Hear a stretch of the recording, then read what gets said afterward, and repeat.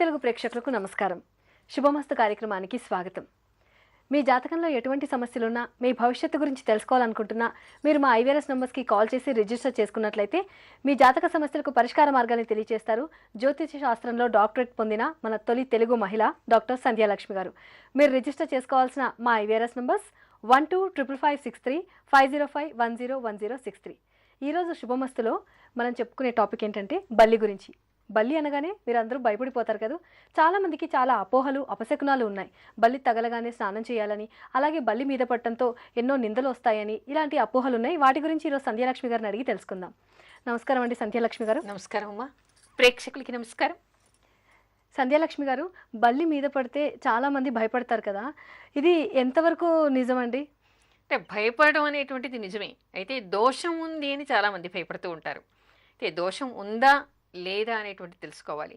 ధర్మశాస్త్రం ప్రకారం బల్లి కొన్ని ప్రదేశాల్లో పడితే దోషం ఉంది, కొన్ని ప్రదేశాల్లో పడితే శుభసూచకం అనేటువంటి విషయం కూడా మనకి తెలుస్తోంది. అందుకని బల్లి పడటం దోషమా అనేటువంటి దానికి అనేక కారణాలు కూడా మనకి ఉన్నాయి. అవి తెలుసుకోకుండా బల్లి తగలగానే ఇంకొకటి ఏమిటంటే ఒక రకమైనటువంటి అసహ్య భావం, ఏహ్యభావం బల్లి మీద ఉంటుంది. బల్లిని చూస్తేనే అసహించుకుంటూ ఉంటారు, దాన్ని చంపే వరకు వదలరు. అలా చేసి అది తగలగానే చాలా జిగుప్సగా ఫీల్ అవుతూ ఉంటారు.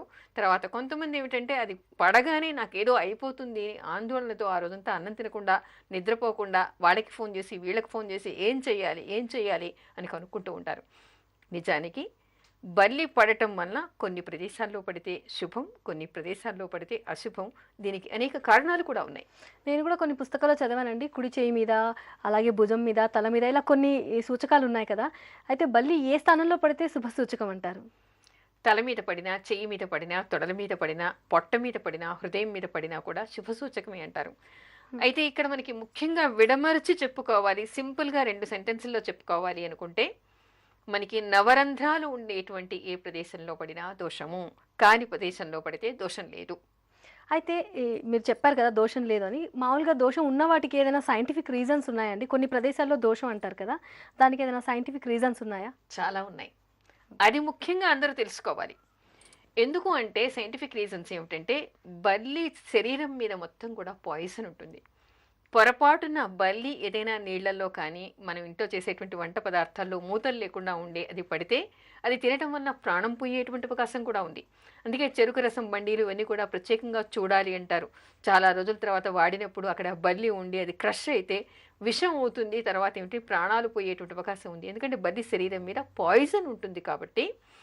ఆ బల్లికి పాయిజన్ ఉండటం వల్ల మనకి నవరంధ్రాల్లోని ఏ ప్రదేశంలో అది పడినా కూడా ఆ పాయిజన్ దానివల్ల గాలి వలన కానీ, నీటి వలన కానీ, మనం చేయి తుడుచుకోవటం వల్ల కానీ ఆ నవరంధ్రాల్లోకి వెళ్ళటం వల్ల ఎక్కడ పెడుతుందో అక్కడ దోషం ఏర్పడటం, అక్కడ పాయిజనస్ కావటం, అక్కడ రోగం రావటం జరుగుతుంది. కాబట్టి వెంటనే మనకి ఏం చెప్తారు శాస్త్రంలో, స్నానం చెయ్యాలి. అంటే అది విషపూరితమైన ప్రాణి కాబట్టి దానికి ఏదైనా తగిలితే మనకు శుభ్రపరచుకోవడానికి స్నానం చేయాలి. దురదలు వస్తాయి, తర్వాత కంటి మీద పడితే దానికి పాయిజన్ అంటుకుంటే మంచిది కాదు కదా.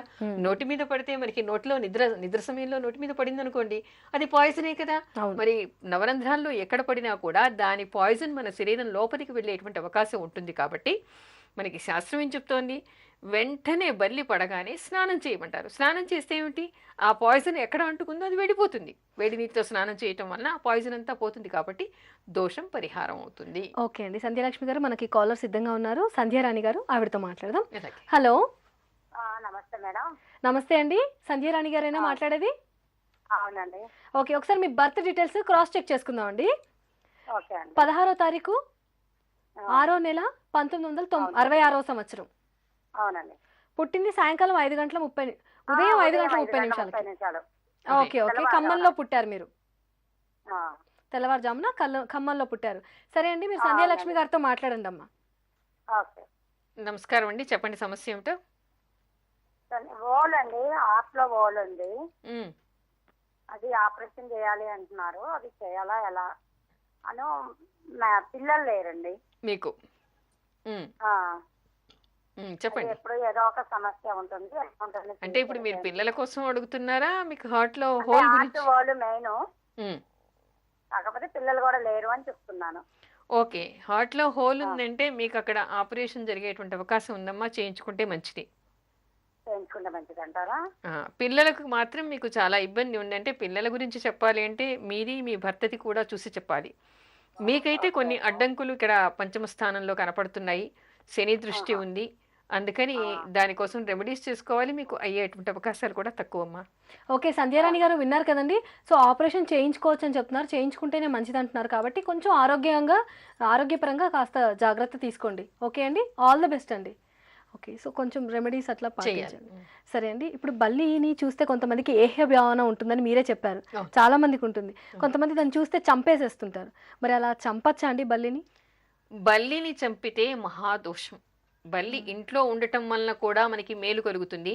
బలిని చంపితే మహాదోషం అని మనకి శాస్త్రం చెప్తోంది. ముఖ్యంగా ఏమిటంటే పిల్లలు లేనటువంటి వాళ్ళు నాగప్రతిష్ఠ చేసేప్పుడు ఏం చేస్తారంటే పిండితో సర్పాన్ని, పిండితో బల్లిని, పిండితో కప్పను చేసి దానికి ప్రాణప్రతిష్ఠ చేసి వాటికి పూజాధికాలు నిర్వహిస్తారు. హుహు. అంటే బల్లిని చంపటం వలన కూడా మహాదోషం అని చెప్తారు. అంటే ఇక్కడ మనకి సంకేతాలు ఏం కనిపిస్తూ ఉన్నాయి? పిల్లలు లేనటువంటి వాళ్ళు నాగప్రతిష్ఠ చేసేప్పుడు బల్లిని మనం తయారు చేసి అక్కడ దానికి పూజాధికాలు చేస్తున్నాము అంటే ఇక్కడ దీనికి చెప్పేది ఏమిటి? పిల్లలు లేకపోవడానికి మనకి శాస్త్రంలో కూడా కనిపించేది ఏమిటి? మన పితృదేవతలకి మనం సరైనటువంటి కర్మలు కానీ, సరైనటువంటి శ్రాద్ధ కర్మలు కానీ, తల్లిదండ్రుల్ని సరిగా చూడకపోవటం కానీ చేయటం వల్ల ఇంకో జన్మలో వాళ్ళు బల్లై పుడతారు.